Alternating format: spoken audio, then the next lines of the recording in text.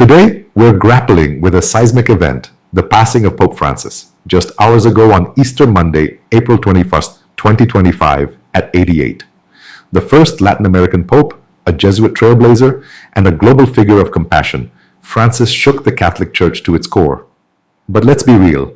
His 12-year papacy was a lightning rod for criticism, sparking fierce debates over his progressive stances, alleged missteps, and bold challenges to tradition. From accusations of Marxist leanings to clashes with world leaders, his legacy is as divisive as it is profound.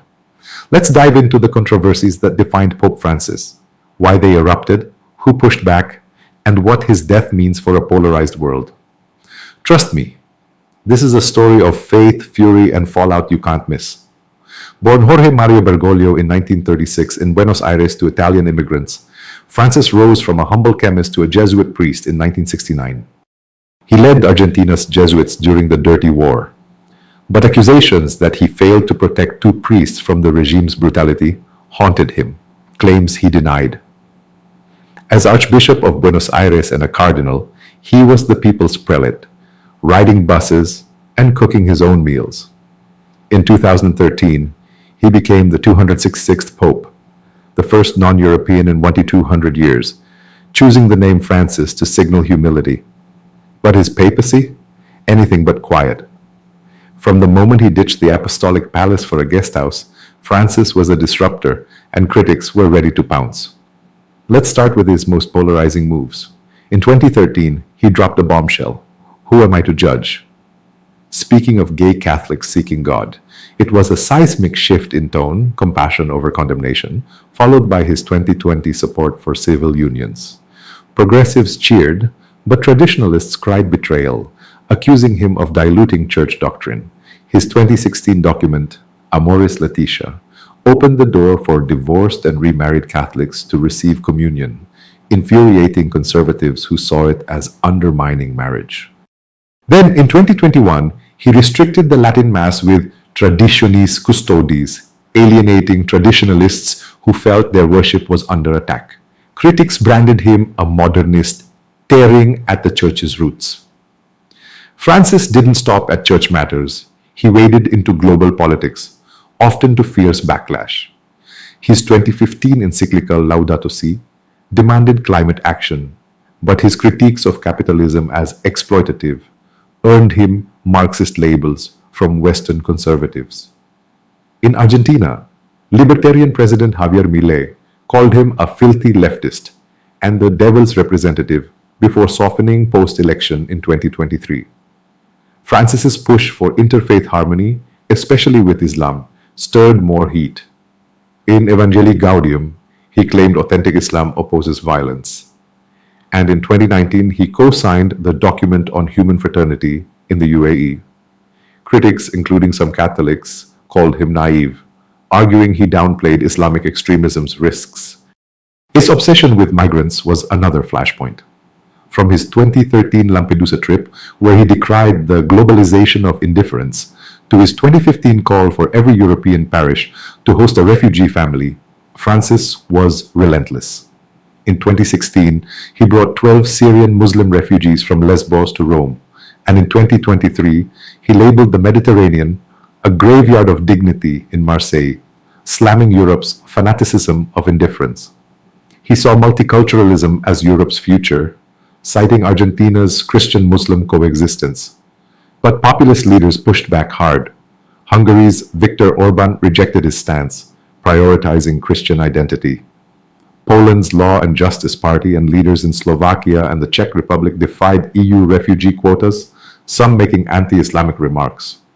Italy's Matteo Salvini clashed with Francis over closed ports, accusing him of meddling. Even some European Catholics felt he was too soft on migration, ignoring security concerns. Then there were the scandals. During Argentina's Dirty War, those accusations of abandoning priests lingered, casting a shadow over his moral authority.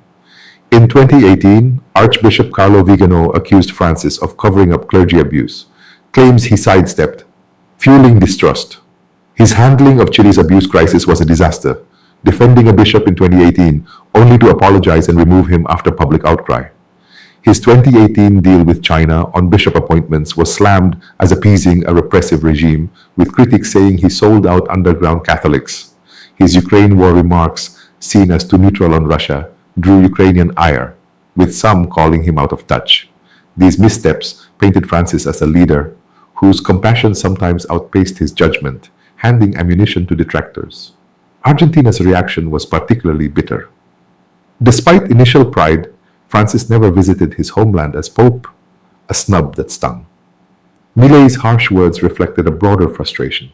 Many saw Francis as too leftist, too global, neglecting his roots for a universal stage. His refugee policies weren't rejected outright, but political divides turned him into a polarizing figure at home.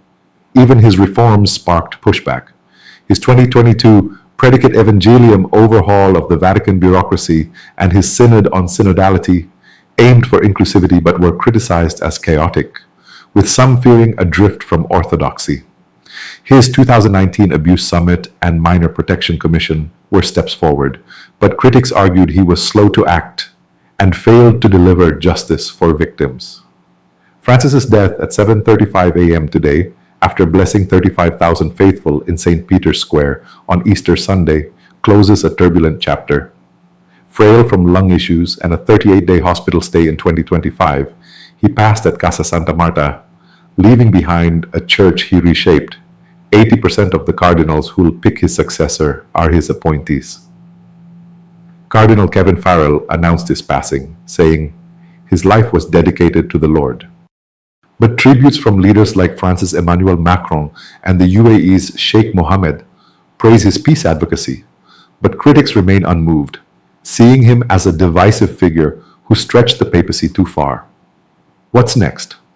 The Vatican's in sede vacante, with Francis's fisherman's ring destroyed, and his body set for a simple wooden zinc coffin burial at Santa Maria Maggiore. In 15 to 20 days, cardinals will gather in the Sistine Chapel to elect a new pope. Will they double down on Francis's progressive vision or swing back to appease his critics?